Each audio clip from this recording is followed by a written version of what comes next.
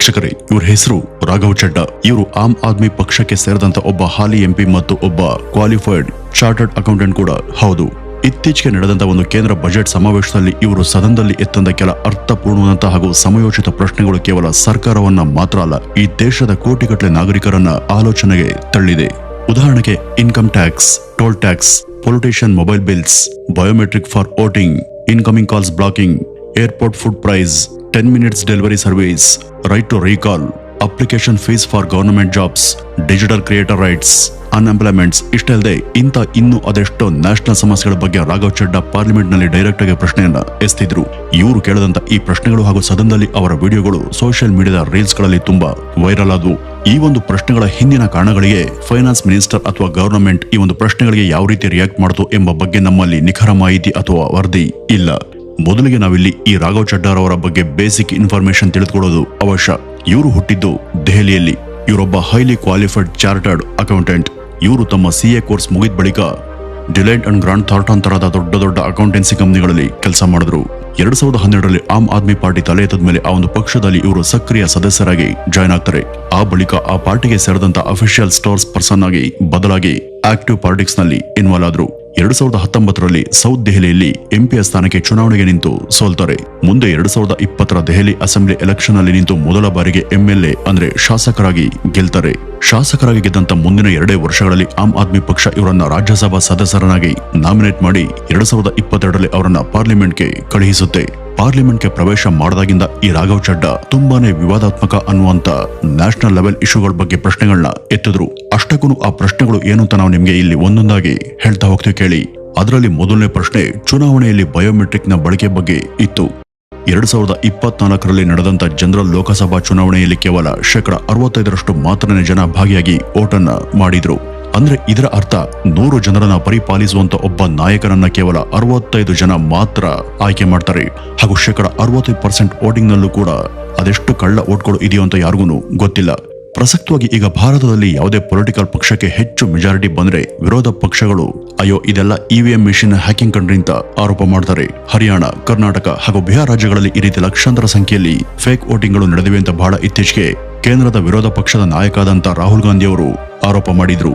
ಈ ಒಂದು fake voting ಅನ್ನ ಕಂಟ್ರೋಲ್ ಮಾಡುವಂತ ಸಲುವಾಗಿನೇ ಎಲೆಕ್ಷನ್ ಕಮಿಷನ್ ಆಫ್ ಇಂಡಿಯಾ ಈ ಹಿಂದೆ ಬ್ಯಾಲೆಟ್ ಸಿಸ್ಟಮ್ ನಿಂದ EVM ಸಿಸ್ಟಮ್ಗೆ ಶಿಫ್ಟ್ ಆಗಿತ್ತು. ಹಾಗಾಗಿ ಈ ಒಂದು ವೋಟಿಂಗ್ ನಲ್ಲಿ ಆಕ್ಯುರೇಸಿಯನ್ನ ಇನ್ನಷ್ಟು ಹೆಚ್ಚಿಸುವಂತ ಸಲುವಾಗಿ ರಾಘವ್ ಚಡ್ಡಾ ಈ EVM ನ ಜಾಗದಲ್ಲಿ ಬಯೋಮೆಟ್ರಿಕ್ ಸಿಸ್ಟಮ್ ಅನ್ನ ಪರಿಚಯಿಸಿ ಅಥವಾ ಜಾರಿಗೆ ತಂದಂತ ಪಾರ್ಲಿಮೆಂಟ್ ನಲ್ಲಿ ಆಗ್ರಹಿಸಿದ್ರು.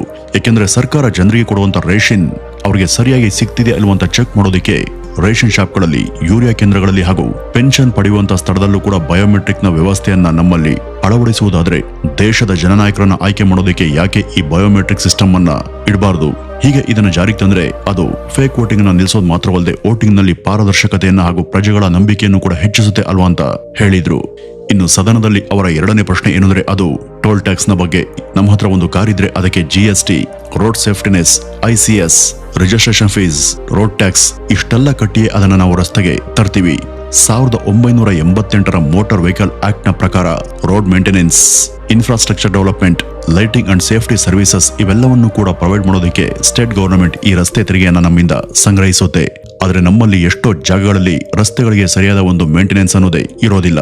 ಅದಲ್ಲದೆ ಇದ್ರ ಮೇಲೆ ಇಷ್ಟೆಲ್ಲ ಇತರೆ ಹೆಚ್ಚುವರಿ ತೆರಿಗೆಗಳನ್ನ ನಾವು ಮೊದಲೇ ಕಟ್ಟಿ ನಂತರ ಕೂಡ ನಾವು ಹೆಚ್ಚುವರಿಯಾಗಿ ರೋಡ್ ಟ್ಯಾಕ್ಸ್ ಅನ್ನ ಕಟ್ಟಬೇಕು, ಅಂದ್ರೆ ರೋಡ್ ಟೋಲ್ಗಳನ್ನ ಕಟ್ಟಬೇಕು. ಹಾಗಾಗಿ ಇಲ್ಲಿ ರಾಘವ್ ಚಡ್ಡಾ ಅವರ ಪ್ರಶ್ನೆ ಏನಿತ್ತು ಅಂದ್ರೆ ಆಲ್ರೆಡಿ ಜನ ಗಾಡಿಯನ್ನ ಪರ್ಚೇಸ್ ಮಾಡುವಾಗ ರೋಡ್ ಟ್ಯಾಕ್ಸ್ ಅನ್ನ ಕಟ್ಟಿರ್ತಾರೆ, ಆದ್ರೆ ಅದರ ನಂತರ ಕೂಡ ಇವರು ಈ ಟೋಲ್ ಟ್ಯಾಕ್ಸ್ ಗಳನ್ನ ಯಾಕೆ ಕಟ್ಟಬೇಕು? ಹೈವೇಗಳಲ್ಲಿ ಇರುವಂತ ಈ ಒಂದು ಟೋಲ್ ಪ್ಲಾಜಾಗಳಿಂದಲೇ ಅರ್ಧ ಟ್ರಾಫಿಕ್ ಹೆಚ್ಚಾಗಿ ಜನರ ಅಮೂಲ್ಯ ಸಮಯ ಜೊತೆ ಅವರ ಇಂಧನ ಕೂಡ ಖರ್ಚಾಗುತ್ತೆ. ಇಷ್ಟಲ್ಲದೆ ಪ್ರೊಡಕ್ಟಿವಿಟಿ ಕೂಡ ಇಲ್ಲಿ ಕುಸಿಯುತ್ತೆ. ಹಾಗಾಗಿ ಅದ್ಯಾವುದೇ ಗಾಡಿ ಇರಲಿ ಟೋಲ್ ಗೇಟ್ ಬಳಿ ಸುಮಾರು 5 ನಿಮಿಷಕ್ಕಿಂತಲೂ ಕೂಡ ಹೆಚ್ಚು ಸಮಯ ಕಾದ್ರೆ ಆ ಟೋಲ್ ಟ್ಯಾಕ್ಸ್ ಅನ್ನ ಕಟ್ಟುವ ಹಾಗಿಲ್ಲ ಎಂಬ ಹೊಸ ಸ್ಟ್ರಿಕ್ಟ್ ರೂಲ್ಸ್ ಅನ್ನ ಈ ತಕ್ಷಣ ಎಲ್ಲಾ ಕಡೆ ಜಾರಿಗೆ ತರಬೇಕು ಅಂತ ಸದನದಲ್ಲಿ ಈ ರಾಘವ್ ಚಡ್ಡಾ ಕೇಳಿದ್ರು. ಇದಕ್ಕೆ ಕೇಂದ್ರ ಸಾರಿಗೆ ಮಂತ್ರಿ ಆದಂತ ನಿತಿನ್ ಗಡ್ಕರಿ ಅವರು ನಾವು ಸ್ಯಾಟಲೈಟ್ ಬೇಸ್ಡ್ ಟೋಲಿಂಗ್ ಸಿಸ್ಟಮ್ ನ ಜಾರಿಗೆ ತರ್ತೀವಿ ಅಂತ ಅನೌನ್ಸ್ ಮಾಡಿದ್ರು. ಅಂದ್ರೆ ಕಾರ್ನಲ್ಲಿ ಇರುವಂತ GPS ಅನ್ನ ಟ್ರ್ಯಾಕ್ ಮಾಡಿ ಅಕಸ್ಮಾತ್ ಆ ಕಾರ್ ಏನಾದ್ರೂ ಹೈವೇ ಮೇಲೆ ಬಂದ್ರೆ ಆಟೋಮೆಟಿಕ್ ಆಗಿ ಅದರ ಮಾಲೀಕರ ಅಕೌಂಟ್ ನಿಂದ ಟೋಲ್ ಫೀಸ್ ಅನ್ನ ಕಟ್ ಮಾಡ್ತಾರೆ ಹಾಗೂ ಆ ಮೂಲಕ ಟ್ಯಾಕ್ಸ್ ಕಲೆಕ್ಷನ್ ಪ್ರಾಸೆಸ್ ಇನ್ನಷ್ಟು ಸಿಂಪ್ಲಿಫೈ ಮಾಡ್ತಾರೆ ಅಂತ. ಆದ್ರೆ ಇಷ್ಟೆಲ್ಲ ಅನುಕೂಲತೆ ಇದ್ರೂ ಕೂಡ ಟೋಲ್ ಟ್ಯಾಕ್ಸ್ ಮಾತ್ರ ಕಡ್ಡಾಯವಾಗಿ ಎಲ್ಲರೂ ಕಟ್ಟಲೇಬೇಕು, ಅದಂತೂ ತಪ್ಪಿದ್ದಲ್ಲ. ಇನ್ನು ಅವರ ಮೂರನೇ ಪ್ರಶ್ನೆ ಮೊಬೈಲ್ ರೀಚಾರ್ಜ್ಗಳ ಬಗ್ಗೆ ಇತ್ತು. ಇತ್ತೀಚೆಗೆ ನಮ್ಮ ದೇಶದಲ್ಲಿ ಇರುವಂತಹ ಎಲ್ಲಾ ಟೆಲಿಕಾಂ ಕಂಪನಿಗಳು ಯಾವುದೇ ಮೊಬೈಲ್ ರೀಚಾರ್ಜ್ ಆಗದೇ ಇದ್ದಾಗ ಔಟ್ ಗೋಯಿಂಗ್ ಕರೆಗಳ ಜೊತೆಗೆ ಇನ್ಕಮಿಂಗ್ ಕರೆಗಳನ್ನು ಕೂಡ ತಕ್ಷಣವೇ ಬ್ಲಾಕ್ ಮಾಡ್ತವೆ. ಇದರಲ್ಲಿ ನಮ್ಮಲ್ಲಿ ಸಾಕಷ್ಟು ಸಾಮಾನ್ಯ ಪ್ರಜೆಗಳು ಕೂಡ ಸಂಕಷ್ಟಕ್ಕೆ ಸಿಲುಕ್ತಿದ್ದಾರೆ. ಇಲ್ಲಿ ಸಿಮ್ ಕಾರ್ಡ್ ಮತ್ತು ಮೊಬೈಲ್ ಎರಡೂ ಕೂಡ ನಮ್ದೇ ಆಗಿದ್ರು ಇವರು ಅದಕ್ಕೆ ಬರುವಂತ ಎಲ್ಲಾ ಬಗೆಯ ಕರೆಗಳನ್ನು ಕೂಡ ನಿಲ್ಲಿಸಿ ಬಲವಂತದಿಂದ ರೀಚಾರ್ಜ್ ಮಾಡಿಸಬೇಕು ಅಂತ ಷರತ್ತು ಮಾಡೋದು ಯಾವುದೇ ಕಳ್ತನಕ್ಕಿಂತ ಕಡಿಮೆ ಅಲ್ಲ ಅಂತ ರಾಘವ್ ಚಡ್ಡಾ ಈ ಒಂದು ಸಮಸ್ಯೆ ಬಗ್ಗೆ ತಮ್ಮ ಪ್ರಶ್ನೆಯನ್ನ ಎತ್ತಿದ್ರು. ಯಾಕೆಂದ್ರೆ ಈ ತರದ ಇನ್ಕಮಿಂಗ್ ಕರೆಗಳು ಮತ್ತು ಮೆಸೇಜ್ಗಳು ಬರೋದನ್ನ ನಿಲ್ಲಿಸೋದ್ರಿಂದ ತುರ್ತು ಪರಿಸ್ಥಿತಿಯಲ್ಲಿ ಇರುವಂತಹ ಜನಕ್ಕೆ ಮುಖ್ಯ ಕರೆಗಳಾಗ್ಲಿ ಅಥವಾ ಬ್ಯಾಂಕ್ಗಳ OTPಗಳಾಗ್ಲಿ ಬರದೆ ಅವರು ತುಂಬಾ ಸಮಸ್ಯೆಯನ್ನ ಎದುರಿಸ್ತಿದ್ದಾರೆ. ಹಾಗಾಗಿ ಸರ್ಕಾರ ತಕ್ಷಣ ಈ ಒಂದು ಸಮಸ್ಯೆ ಕಡೆ ಗಮನ ಹರಿಸಿ ಈ ತರದ ಮೋನೋಪಾಲಿಸ್ಟಿಕ್ ಪ್ರಾಕ್ಟೀಸ್ ಗಳನ್ನ ತಕ್ಷಣ ನಿಲ್ಲಿಸಬೇಕು. ಇನ್ಕಮಿಂಗ್ ಕಾಲ್ಸ್ ಹಾಗೂ ಮೆಸೇಜ್ಗಳನ್ನ ಪ್ರಜೆಗಳ ಕಮ್ಯುನಿಕೇಶನ್ ಹಕ್ಕಿನ ಹಾಗೆ ಟ್ರೀಟ್ ಮಾಡಬೇಕು. ಇದನ್ನ ಅವರು ಬಲವಂತದ ಪೇಡ್ ಸರ್ವಿಸ್ ಆಗಿ ಮಾರ್ಪಾಡು ಮಾಡಬಾರದು ಅಂತ ರಾಘವ್ ಚಡ್ಡಾ ಸದನದಲ್ಲಿ ಡಿಮ್ಯಾಂಡ್ ಮಾಡಿದ್ರು. ಇನ್ನು 4ನೇ ಪ್ರಶ್ನೆ, ರೈಟ್ ಟು ರೀಕಾಲ್ ಬಗ್ಗೆ. ಈಗ ಸೋಷಿಯಲ್ ಮೀಡಿಯಾದಲ್ಲಿ ಹೆಚ್ಚಾಗಿ ವೈರಲ್ ಆಗ್ತಿರುವಂತಹ ಪ್ರಶ್ನೆ ಅಂದ್ರೆ ಅದು ಇದೇನೆ. ರೈಟ್ ಟು ರೀಕಾಲ್ ಅಂದ್ರೆ ಏನಪ್ಪಾ ಅಂದ್ರೆ ಈಗ ಭಾರತದಲ್ಲಿ 18 ವರ್ಷ ದಾಟದಂತ ಪ್ರತಿಯೊಬ್ಬರಿಗೂ ಚುನಾವಣೆಗಳಲ್ಲಿ ವೋಟ್ ಹಾಕಿ ಅವರವರ ನಾಯಕರನ್ನ ಆರಿಸುವಂತಹ ಹಕ್ಕು. ಈ ರೀತಿ ಪ್ರಜೆಗಳಿಂದ ಆಯ್ಕೆಯಾದಂತ ಆ ನಾಯಕ ಅವರನ್ನ ಮುಂದಿನ 5 ವರ್ಷಗಳ ಕಾಲ ರೂಲ್ ಮಾಡ್ತಾನೆ.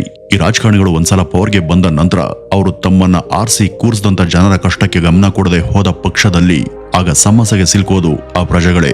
ಹಾಗಾಗಿ ನಾಯಕನನ್ನ ಆರಿಸುವಂತ ಹಕ್ಕಿರುವಂತ ಇದೇ ಜನಕ್ಕೆ ಒಂದ್ ವೇಳೆ ಆ ನಾಯಕ ಸರಿಯಾಗಿ ಕೆಲಸ ಮಾಡದೆ ಹೋದಾಗ ಅವರನ್ನ ತಕ್ಷಣ ಅಧಿಕಾರದಿಂದ ಕೆಳಗಿಳಿಸುವಂತ ಹಕ್ಕನ್ನು ಕೂಡ ಅವ್ರಿಗೆ ಕಲ್ಪಿಸ್ಕೊಟ್ರೆ ಆಗ ಎಲ್ಲ ಆಯ್ಕೆಯಾದಂತ ನಾಯಕರು ಎಲ್ಲಿ ಜನ ನಮ್ಮನ್ನ ಅಧಿಕಾರದಿಂದ ಕೆಳಗಿಳಿಸ್ಬಿಡ್ತಾರೋ ಎಂಬ ಭಯದಿಂದಲಾದ್ರೂ ಅವರು ಕೆಲಸವನ್ನ ಮಾಡ್ತಾರೆ. ಈ ಒಂದು ಪದ್ಧತಿಯನ್ನ ರೈಟ್ ಟು ರೀಕಾಲ್ ಅಂತ ಕರೀತಾರೆ. ಈಗಾಗಲೇ ಇಂಥ ಒಂದು ಪದ್ಧತಿಯನ್ನ ವಿಶ್ವದ ಸುಮಾರು 24 ದೇಶಗಳು ಅಳವಡಿಸಿಕೊಂಡಿದ್ದಾವೆ. ಈಗ ಇಂಥದೇ ಪದ್ಧತಿಯನ್ನ ಭಾರತದಲ್ಲೂ ಕೂಡ ಜಾರಿಗೆ ತಂದಿಂತ ರಾಘವ್ ಚಡ್ಡಾ ಡಿಮ್ಯಾಂಡ್ ಮಾಡ್ತಿರೋದು. ಇದು ಹೇಗೆ ಪ್ರಯೋಜನಕ್ಕೆ ಬರುತ್ತೆ ಅಂದ್ರೆ ಕೆಲವು ಜನ ಎಂಪಿಸ್ ಹಾಗೂ MLAಗಳು ಚುನಾವಣೆಯ ಟೈಮಲ್ಲಿ ಹೇಗಾದ್ರೂ ಸರಿ ಗೆಲ್ಬೇಕು ಎಂಬ ದುರಾಲೋಚನೆಯಿಂದ ಮಾಡೋಕೆ ಆಗದೆ ಇರುವಂತ ಆಶ್ವಾಸನೆಗಳನ್ನ ನಮ್ಮ ಮುಂದೆ ಇಟ್ಟು ಚುನಾವಣೆಯಲ್ಲಿ ಗೆದ್ದು ಅಧಿಕಾರಕ್ಕೆ ಬರ್ತಾರೆ.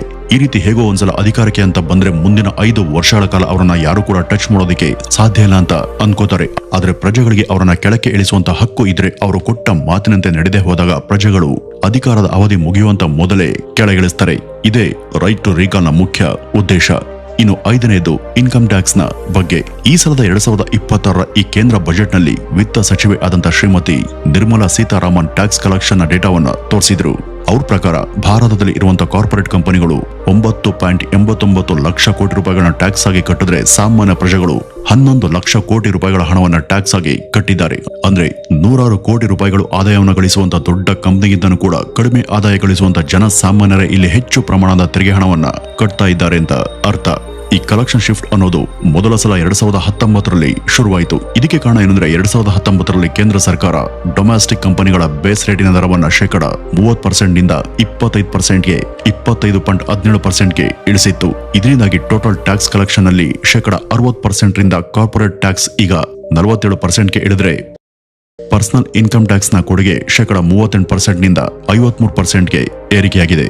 ಅಂದ್ರೆ ಇದರ ಅರ್ಥ ಏನ್ ಗೊತ್ತಾ, ಈ ದೇಶವನ್ನ ಸರಿಯಾದ ರೀತಿಯಲ್ಲಿ ಮುನ್ನಡೆಸುವಲ್ಲಿ ಜನಸಾಮಾನ್ಯರೇ ತಮ್ಮ ಜೇಬ್ನಿಂದ ಹೆಚ್ಚು ಹಣವನ್ನ ಖರ್ಚು ಮಾಡ್ತಿದ್ದಾರೆ. ಈ ಒಂದು ಡೇಟಾಬೇಸ್ ಅನ್ನು ಗಮನಿಸಿ ಅಧ್ಯಯನ ಮಾಡಿದಂತ ರಾಘವ್ ಚಡ್ಡಾ ಅವರು ಈ ಕೇಂದ್ರ ಸರ್ಕಾರ 10, 100, 1000 ರೂಪಾಯಿ ದುಡಿಯುವಂತ ಈ ದೇಶದ ಎಲ್ಲಾ ಮಿಡಲ್ ಕ್ಲಾಸ್ ಜನರನ್ನು ಕೂಡ ಒಂದೊಂದು ATM ನ ಮಿಷನ್ ರೀತಿ ಬಳಸ್ಕೊಳ್ತಾ ಇದೆ ಅಂತ ಸದನದಲ್ಲಿ ಕಮೆಂಟ್ ಮಾಡಿದ್ರು. ಮಿಡಲ್ ಕ್ಲಾಸ್ ನ ಜನಕ್ಕೆ ಈ ಅಧ್ಯಯನದಿಂದ ನ್ಯಾಯ ಸಿಗಬೇಕು ಅಂದ್ರೆ ಇನ್ಕಮ್ ಟ್ಯಾಕ್ಸ್ ನಲ್ಲಿ ಸ್ಟ್ಯಾಂಡರ್ಡ್ ಡಿಡಕ್ಷನ್ ನಲ್ಲಿ 75,000 ರೂಪಾಯಿಗಳಿಂದ 1.5 ಲಕ್ಷ ರೂಪಾಯಿಗಳಿಗೆ ಏರಿಸಬೇಕು ಅಂತ ಕೇಳ್ಕೊಂಡ್ರು. ಇದು ಕೇವಲ ಇನ್ಕಮ್ ಟ್ಯಾಕ್ಸ್ ನ ವಿಷಯದಲ್ಲಿ ಮಾತ್ರ ಅಲ್ಲ, LTCG ಟ್ಯಾಕ್ಸ್ ನ ಕುರಿತಂತ ಇಶ್ಯೂನ ಬಗ್ಗೆ ಕೂಡ ಅವರು ಪಾರ್ಲಿಮೆಂಟ್ ನಲ್ಲಿ ರೈಸ್ ಮಾಡಿದ್ರು. ಈ LTCG ಅಂದ್ರೆ long term capital gain tax ಅಂತ. ಸ್ಟಾಕ್ ಮಾರ್ಕೆಟ್ ನಲ್ಲಿ ನೀವು ಯಾವುದೇ ಕಂಪನಿಯ ಶೇರ್ಸ್ ನಲ್ಲಿ ಇನ್ವೆಸ್ಟ್ ಮಾಡಿ ಅದರಿಂದ ಬಂದಂತ ಲಾಭವನ್ನ ಮುಂದಿನ 1 ವರ್ಷದ ನಂತರ ಮಾರಾಟ ಮಾಡಿದ್ರೆ ಆ ಲಾಭಾಂಶದ ಮೇಲೂ ಕೂಡ ನಮ್ಮ ಸರ್ಕಾರ 12.5% ರಷ್ಟು LTCG ಟ್ಯಾಕ್ಸ್ ಅನ್ನ ವಿಧಿಸುತ್ತೆ. ಈ ಒಂದು ಟ್ಯಾಕ್ಸ್ಗೆ ಹೆದರಿನೇ ಬಹಳಷ್ಟು ಜನ ಭಾರತೀಯರು ತಮ್ಮ ಆದಾಯದ ಬಹುಪಾಲನ್ನ ಸ್ಟಾಕ್ ಮಾರ್ಕೆಟ್ಗೆ ಹಾಕ್ತೆ ಗೋಲ್ಡ್ ಹಾಗೂ ರಿಯಲ್ ಎಸ್ಟೇಟ್ ಮೇಲೆ ಸುರಿತಿದ್ದಾರೆ. ಏಕೆಂದ್ರೆ ನಮ್ಮಲ್ಲಿ ಈ ಒಂದು ಸ್ಟಾಕ್ ಮಾರ್ಕೆಟ್ ನಿಂದ ಬರುವಂತ ಲಾಭ ಕಡಿಮೆನೆ. ಅಂತದ್ರಲ್ಲಿ ಅದ್ರ ಮೇಲೂ ಕೂಡ 12%ಗಿಂತ ಹೆಚ್ಚು ಟ್ಯಾಕ್ಸ್ ಅನ್ನ ಹಾಕಿದ್ರೆ ಜನ ಸಾಮಾನ್ಯರಿಗೆ ಅದರಲ್ಲಿ ಏನ್ ತಾನೇ ಉಳಿಯುತ್ತೆ. ಅದೇ ಕಾರಣಕ್ಕಾಗಿ ಇಂಡಿವಿಜುವಲ್ ರಿಟೇಲ್ ಇನ್ವೆಸ್ಟರ್ಸ್ಗೆ ಈ LTCG ಟ್ಯಾಕ್ಸ್ ಅನ್ವಯಿಸಬಾರದು, ಅದನ್ನ ಈ ಕೂಡಲೇ ತೆಗೆದುಹಾಕಬೇಕು ಅಂತ ರಾಘವ್ ಚಡ್ಡಾ ಅವರು ಪಾರ್ಲಿಮೆಂಟ್ ನಲ್ಲಿ ಡಿಮ್ಯಾಂಡ್ ಮಾಡಿದ್ರು. ಆ ರೀತಿ ಏನಾದ್ರೂ ಮಾಡಿದೆ ಆದಲ್ಲಿ ಗೋಲ್ಡ್ ಹಾಗೂ ರಿಯಲ್ ಎಸ್ಟೇಟ್ ಗಳಿಂದ ಬಂದಂತ ಹೆಚ್ಚುವರಿ ಆದಂತ ಲಾಭವನ್ನ ಜನ ಸ್ಟಾಕ್ ಮಾರ್ಕೆಟ್ ನಲ್ಲಿ ಧೈರ್ಯವಾಗಿ ಇನ್ವೆಸ್ಟ್ ಅನ್ನ ಮಾಡ್ತಾರೆ. ಇದರಿಂದ ನಮ್ಮಲ್ಲಿ ಹೂಡಿಕೆ ಪ್ರಮಾಣ ಕೂಡ ಹೆಚ್ಚಾಗಿ ಪ್ರಗತಿಗೆ ದಾರಿಯಾಗುತ್ತೆ ಅಂತ ತಿಳಿಸಿದ್ರು. ಇನ್ನು 6ನೇ ಪ್ರಶ್ನೆ, ಏರ್ಪೋರ್ಟ್ ನ ಫುಡ್ ಪ್ರೈಸ್ ಬಗ್ಗೆ. ಈ ಏರ್ವೇಸ್ ಅನ್ನೋದು ರೋಡ್ವೇಸ್ ಮತ್ತು ರೈಲ್ವೇಸ್ನ ಸಾರಿಗೆಯ ಒಂದು ವಿಧ ಅಷ್ಟೇ. ಆದ್ರೆ ನಮ್ಮ ದೇಶದ ಏರ್ಪೋರ್ಟ್ಗಳನ್ನ ಸಾರಿಗೆ ಕೇಂದ್ರಗಳಂತೆ ಅಲ್ಲದೆ ಅವುಗಳನ್ನ ಐಷಾರಾಮಿ ಶಾಪಿಂಗ್ ಮಾಲ್ಗಳ ಹಾಗೆ ಬದಲಾಯಿಸುತ್ತಿದ್ದಾರೆ. ಅಲ್ಲಿ ಸಿಗುವಂತ ಫುಡ್ಸ್ ಮತ್ತು ಅಗತ್ಯ ವಸ್ತುಗಳನ್ನ ತೀವ್ರವಾಗಿ ಹೆಚ್ಚಿಸಿ ಜನಸಾಮಾನ್ಯರು ಯಾರು ಕೂಡ ಏರ್ಪೋರ್ಟ್ಗಳಲ್ಲಿ ಕನಿಷ್ಠ ಒಂದು ವಾಟರ್ ಬಾಟಲ್ ಅನ್ನು ಕೂಡ ಖರೀದಿ ಮಾಡೋದಕ್ಕೆ ಸಾಧ್ಯವಾಗದಂತ ಪರಿಸ್ಥಿತಿಯನ್ನ ನಿರ್ಮಿಸಿದ್ದಾರೆ. ಉದಾಹರಣೆಗೆ ಹೊರಗಡೆ 20 ರೂಪಾಯಿ ಬೆಲೆ ಬಾಳುವಂತ 1 ಲೀಟರ್ ವಾಟರ್ ಬಾಟಲ್ ನ ಬೆಲೆ ಇಲ್ಲಿ 100 ರೂಪಾಯಿ ಇರುತ್ತೆ. ಹಾಗೂ 10 ರೂಪಾಯಿಂದ 20 ರೂಪಾಯಿ ಬೆಲೆ ಬಾಳುವಂತ ಟೀ ಅಥವಾ ಕಾಫಿ ಏರ್ಪೋರ್ಟ್ ನಲ್ಲಿ 200 ರೂಪಾಯಿಗಿಂತ ಹೆಚ್ಚು ಜಾಸ್ತಿ ಇರುತ್ತೆ. ಇನ್ನು ಅಲ್ಲಿ ಸಿಗುವಂತ ಫುಡ್ಸ್ ಹಾಗೂ ಸ್ನಾಕ್ಸ್ ಗಳ ಬಗ್ಗೆ ಹೇಳುವಂತ ಅವಶ್ಯಕತೆ ಇಲ್ವೇ ಇಲ್ಲ. ಅವುಗಳಂತೂ ಅತಿ ದುಬಾರಿ. ಇವುಗಳ ದರಗಳನ್ನ ಕಡಿಮೆ ಮಾಡುವಂತ ಸಲುವಾಗಿನೇ ಸರ್ಕಾರ ವಿಮಾನ ನಿಲ್ದಾಣಗಳಲ್ಲಿ ಉಡಾನ್ ಯಾತ್ರೆ ಕೆಫೆಗಳನ್ನ ಪರಿಚಯ ಮಾಡಿಸ್ತು. ಆದ್ರೆ ಅವು ಎಲ್ಲಾ ಏರ್ಪೋರ್ಟ್ಗಳಲ್ಲೂ ಕೂಡ ಲಭ್ಯ ಇಲ್ಲ. ಆದ್ರಿಂದ ವಿಮಾನ ನಿಲ್ದಾಣಗಳಲ್ಲಿ ಜನ ಹೈಫೈನೆಸ್ ಗಳಿಂದ ತುಂಬಾ ಸಮಸ್ಯೆಯನ್ನ ಎದುರಿಸುತ್ತಿದ್ದಾರೆ. ಅಷ್ಟೇ ಅಲ್ಲ, ಟಿಕೆಟ್ ಅನ್ನು ಬುಕ್ ಮಾಡುವಾಗ ಏರ್ಲೈನ್ಸ್ ಕಂಪನಿಗಳು ನಮ್ಮ ಹತ್ರ ಇರುವಂತಹ ಲಗೇಜ್ ಗಳಿಗೆ ಒಂದು ಲಿಮಿಟ್ ಅಥವಾ ಮಿತಿಯನ್ನ ಹಾಕ್ತಾರೆ. ಇವರು ಹಾಕ್ತಂತ ತೂಕದ ಮಿತಿಗಿಂತ ಒಂದೇ 1 kg ನಮ್ಮ ಹತ್ರ ಲಗೇಜ್ ಎಕ್ಸ್ಟ್ರಾ ಇದ್ರೂ ಕೂಡ ಅದಕ್ಕೆ ಅವರು 500ರಿಂದ 1000 ರೂಪಾಯಿ ಹೆಚ್ಚುವರಿ ಹಣವನ್ನ ವಿಧಿಸ್ತಾರೆ. ಆದ್ರೆ ಇದೇ ಏರ್ಲೈನ್ಸ್ ಕಂಪನಿಗಳು ಅವರ ಫ್ಲೈಟ್ಗಳು ಡಿಲೇ ಆದ್ರೆ ಪ್ರಯಾಣಿಕರಿಗೆ ಅದರಿಂದ ಆಗುವಂತ ನಷ್ಟದ ಬಗ್ಗೆ ಕೇರೆ ಮಾಡೋದಿಲ್ಲ. ಹಾಗಾಗಿ ಇಲ್ಲಿ ಈ ಒಂದು ಸಮಸ್ಯೆಗೆ ಸಂಬಂಧಪಟ್ಟಂತೆ ರಾಘವ್ ಚಡ್ಡಾ ಅವರು ಏನ್ ಡಿಮ್ಯಾಂಡ್ ಮಾಡಿದ್ರು ಅಂದ್ರೆ ಏರ್ಪೋರ್ಟ್ಗಳಲ್ಲಿ ಇರುವಂತ ಎಲ್ಲಾ ಫುಡ್ ಪ್ರೈಸ್ಗಳನ್ನು ಕೂಡ ತಕ್ಷಣ ಕಡಿಮೆ ಮಾಡಬೇಕು. ಪ್ರಯಾಣಿಕರು ಕ್ಯಾರಿ ಮಾಡುವಂತ ಯಾವುದೇ ತರಹದ ಹೆಚ್ಚುವರಿ ಲಗೇಜ್ಗೆ ರೀಸನಬಲ್ ಪ್ರೈಸ್ಗಳನ್ನ ಮಾತ್ರನೇ ಚಾರ್ಜ್ ಮಾಡಬೇಕು. ಹಾಗೂ ಮುಖ್ಯವಾಗಿ ಯಾವುದೇ ವಿಮಾನ ಡಿಲೇ ಆದ್ರೆ ಪ್ರತಿ ಗಂಟೆಗೆ ಒಂದು ನಿರ್ದಿಷ್ಟ ಅಮೌಂಟ್ ಅನ್ನ ಫಿಕ್ಸ್ ಮಾಡಿ ಅದನ್ನ ಪ್ರಯಾಣಿಕರಿಗೆ ಕೊಡಬೇಕು. ಇದು ಅವರ ಬೇಡಿಕೆಯಾಗಿತ್ತು. ಆದ್ರೆ ಈ ಒಂದು ಬೇಡಿಕೆಗೆ ಸರ್ಕಾರ ಹೆಚ್ಚಾಗಿ ಯಾವುದೇ ಪ್ರತಿಕ್ರಿಯೆ ಕೊಡಲಿಲ್ಲ. ಇನ್ನು 7ನೇದ್ದು 10 ಮಿನಿಟ್ಸ್ ಡೆಲಿವರಿಯ ಬಗ್ಗೆ. ಅವ್ರ ಪ್ರಕಾರ ಇದನ್ನ ನಿಷೇಧ ಮಾಡಬೇಕು ಅನ್ನೋದು. ಪ್ರಸಕ್ತ ಈಗ ಭಾರತದಲ್ಲಿ ಕ್ವಿಕ್ ಕಾಮರ್ಸ್ ಹೊಸ ಬಗೆಯ ಸಂಚಲನ ಸೃಷ್ಟಿ ಮಾಡಿದೆ. ಅಂದ್ರೆ ಇ ಕಾಮರ್ಸ್ ಬಿಸಿನೆಸ್ ಮಾಡುವಂತ ಎಷ್ಟೋ ಕಂಪನಿಗಳು ಗ್ರಾಹಕರು ಆರ್ಡರ್ ಮಾಡುವಂತ ಯಾವುದೇ ವಸ್ತುವನ್ನ 10 ನಿಮಿಷದಲ್ಲಿ ಡೆಲಿವರಿ ಮಾಡ್ತೀವಿ ಎಂಬ ಮಾತನ್ನ ಕೊಟ್ಟು ಆ ರೀತಿ ಬೇಗ ಡೆಲಿವರಿ ಮಾಡೋದಕ್ಕೆ ಡೆಲಿವರಿ ಹುಡುಗರ ಮೇಲೆ ತೀವ್ರವಾದಂತಹ ಪ್ರೆಷರ್ ಅನ್ನ ಹಾಕ್ತಿದ್ದಾರೆ. ಈ ಒಂದು ಒತ್ತಡವನ್ನ ಹ್ಯಾಂಡಲ್ ಮಾಡೋದಕ್ಕೆ ಸಾಧ್ಯವಾಗದೆ ಎಷ್ಟೋ ಜನ ಡೆಲಿವರಿ ಹುಡುಗರು over speeding, red light jumping ಅನ್ನ ಮಾಡುವ ಮೂಲಕ ರಸ್ತೆಯ ನಿಯಮಗಳನ್ನ ಬ್ರೇಕ್ ಮಾಡ್ತಿದ್ದಾರೆ. ಯಾಕೆಂದ್ರೆ ಆನ್ ಟೈಮ್ ಡೆಲಿವರಿ ಮಾಡದೆ ಹೋದ್ರೆ ಅವರಿಗೆ ಗ್ರಾಹಕರಿಂದ ಉತ್ತಮ ರೇಟಿಂಗ್ಗಳು ಸಿಗದೆ ಇನ್ಸೆಂಟಿವ್ಗಳು ಕಡಿಮೆ ಆಗ್ತವೆ. ಈ ಆನ್ ಟೈಮ್ ಹಾಗೂ 10 ಮಿನಿಟ್ ಡೆಲಿವರಿ ಮಾಡುವಂತ ಡೆಲಿವರಿ ಹುಡುಗರು ಅದಕ್ಕಾಗಿನೇ ದಿನದ 12ರಿಂದ 14 ಗಂಟೆಗಳ ಕಾಲ ಬಿಸಿಲು, ಮಳೆ, ಚಳಿಯಿಂದೆ ಕಷ್ಟಪಟ್ಟು ಕೆಲಸವನ್ನ ಮಾಡ್ತಿದ್ದಾರೆ. ಹಾಗಾಗಿ ಇದನ್ನ ತಕ್ಷಣ ನಿಲ್ಲಿಸದೆ ಹೋದಲ್ಲಿ ಡೆಲಿವರಿ ಏಜೆಂಟ್ಗಳಿಗೆ ಮಾತ್ರವಲ್ಲ ರಸ್ತೆಯಲ್ಲಿ ಓಡುವಂತ ಇತರರಿಗೂ ತೊಂದರೆ ಉಂಟಾಗುತ್ತೆ. ಆದ್ರಿಂದ ಈ 10 ಮಿನಿಟ್ ಡೆಲಿವರಿಯ ಪದ್ಧತಿಯನ್ನು ದೇಶಾದ್ಯಂತ ಬ್ಯಾನ್ ಮಾಡಬೇಕು ಅಂತ ರಾಘವ್ ಚಡ್ಡಾ ಅವರು ಪಾರ್ಲಿಮೆಂಟ್ ನಲ್ಲಿ ಇಶ್ಯೂವನ್ನ ರೈಸ್ ಮಾಡಿದ್ರು. ಇದಕ್ಕೆ ರೆಸ್ಪಾಂಡ್ ಮಾಡದಂತ ಸರ್ಕಾರ ಇದಕ್ಕಾಗಿ ಹೊಸ ರೂಲ್ಸ್ ಅನ್ನ ಜಾರಿ ಮಾಡಿದೆ. ಇನ್ಮೇಲೆ ಇ ಕಾಮರ್ಸ್ ಹಾಗೂ ಕ್ವಿಕ್ ಕಾಮರ್ಸ್ ಬಿಸಿನೆಸ್ ಮಾಡುವಂತ ಯಾವುದೇ ಕಂಪನಿ ಆಗಲಿ 10 ಮಿನಿಟ್ ಡೆಲಿವರಿ ಎಂಬ ಪದವನ್ನ ಎಲ್ಲೂ ಕೂಡ ಬಳಸಕೂಡದು. ಈ ಒಂದು ಟ್ಯಾಗ್ಲೈನ್ ಇಟ್ಕೊಂಡು ತಮ್ಮ ಯಾವುದೇ ಬ್ರಾಂಡಿಂಗ್ ಅಥವಾ ಪ್ರಮೋಷನ್ ಅನ್ನ ಮಾಡಬಾರದು. ಕಸ್ಟಮರ್ ಮೊಬೈಲ್ಗಳಲ್ಲಿ 10 ಮಿನಿಟ್ ಟೈಮ್ ರನ್ ಆಗಬಾರದು.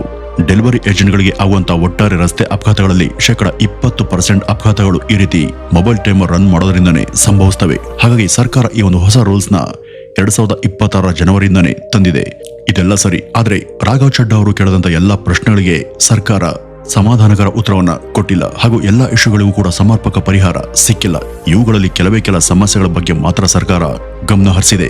ಹಾಗೂ ಈ ಒಂದು ಕ್ರಮಗಳನ್ನು ಕೂಡ ಅದು ರಾಘವ್ ಚಡ್ಡಾ ಅವರ ತರದ ಸೂಕ್ತ ವ್ಯಕ್ತಿ ಅಲ್ಲಿ ನಿಂತು ಪಾರ್ಟಿ ನಾಯಕ ಎಂಬ ಸೋಗಿಗೆ ಬೀಳದೆ ದೇಶದ ಸಮಸ್ತ ಜನರ ಪರವಾಗಿ ಧೈರ್ಯದಿಂದ ಪ್ರಶ್ನೆ ಮಾಡಿದ್ರು ಅಂತ ಜನ ಅವರನ್ನ ಮೆಚ್ಕೊಂಡಿದ್ದಾರೆ. ಈಗ ಇಲ್ಲಿ ಪಾಯಿಂಟ್ ಏನು ಅಂದ್ರೆ ಇವುಗಳಲ್ಲಿ ಎಷ್ಟು ಸಮಸ್ಯೆಗಳಿಗೆ ಸಂಬಂಧಪಟ್ಟಂತ ಅಥಾರಿಟಿಗಳ ಸೂಕ್ತ ಪರಿಹಾರವನ್ನ ಜಾರಿ ಮಾಡ್ತು ಅನ್ನೋದಕ್ಕಿಂತ ಇಂಥ ಸಮಯೋಚಿತ ಹಾಗೂ ಅತ್ಯವಶ್ಯಕ ಪ್ರಶ್ನೆಗಳನ್ನ ಯಾವುದೇ ಹಿಂಜರಿಕೆ ಇಲ್ಲದೆ ಅವುಗಳ ಬಗ್ಗೆ ಪ್ರಶ್ನೆ ಮಾಡುವಂತ ಆ ಒಂದು ಗಟ್ಟಿ ಧ್ವನಿ ಅನ್ನೋದು ಇಂಥ ಸಂಸತ್ನಲ್ಲಿ ಖಂಡಿತವಾಗಿ ಒಂದಾದ್ರೂ ಇರಲೇಬೇಕು. ಅದು ರಾಘವ್ ಚಡ್ಡಾ ಅವರದೇ ಆಗಿರ್ಬೋದು ಅಥವಾ ಈ ದೇಶದ ಬಗ್ಗೆ ಕಾಳಜಿ ಇರುವಂತ ಬೇರೆ ಯಾವ್ದಾದ್ರೂ ಸಣ್ಣ ಪಕ್ಷದಲ್ಲಿರುವಂತ ವ್ಯಕ್ತಿಯದೇ ಆಗಿರ್ಬೋದು. ಇನ್ನು ನಾವಿಲ್ಲಿ ರಾಘವ್ ಚಡ್ಡಾ ಅವರು ಪಾರ್ಲಿಮೆಂಟ್ ನಲ್ಲಿ ಇಟ್ಟಂತ ಒಟ್ಟು ಪ್ರಶ್ನೆಗಳಲ್ಲಿ ಕೆಲವೊಂದನ್ನ ಮಾತ್ರ ಆರಿಸಿ ನಿಮಗೆ ತಿಳಿಸಿದ್ದು. ಇದಲ್ಲದೆ ರಾಜಕಾರಣಿಗಳ ವಿದ್ಯಾರ್ಹತೆ, ಮೀಸಲಾತಿ, ಸರ್ಕಾರಿ ಕೆಲಸಗಳ ಇರುವಂತಹ ಅರ್ಜಿಯ ಶುಲ್ಕ, ಕಾರ್ಪೊರೇಟ್ ಲಾಸ್ ಹಾಗೂ ಬ್ಯಾಂಕಿಂಗ್ ನ ಸೇವೆಗಳ ಬಗ್ಗೆ ಕೂಡ ಅವರು ಅಲ್ಲಿ ಮಾತನಾಡಿದ್ರು. ಅವುಗಳ ಬಗ್ಗೆ ಕೂಡ ಚರ್ಚೆ ಬೇಕು ಅನ್ನೋದಾದ್ರೆ ಕಮೆಂಟ್ ನಲ್ಲಿ ತಿಳಿಸಿ. ಅದ್ರ ಬಗ್ಗೆ ಕೂಡ ನಿಮ್ಮ ವಾಹಿನಿಯಲ್ಲಿ ಇದನ್ನ 2ನೇ ಭಾಗವಾಗಿ ವಿಡಿಯೋವನ್ನ ಮಾಡುವಂತ ಪ್ರಯತ್ನವನ್ನ ನಾವು ಮಾಡ್ತೀವಿ ಅಂತ ಹೇಳ್ತಾ ಇವತ್ತಿನ ಈ ಒಂದು ವಿಡಿಯೋವನ್ನ ಇಲ್ಲಿಗೆ ಮುಗಿಸೋಣ. ಮತ್ತೆ ಈ ರಾಘವ್ ಚಡ್ಡಾ ಬಗ್ಗೆ ನಿಮ್ಮ ಅನಿಸಿಕೆಯನ್ನ ಕಮೆಂಟ್ ನ ಮೂಲಕ ತಪ್ಪದೆ ತಿಳಿಸಿ. ನಮಸ್ಕಾರ.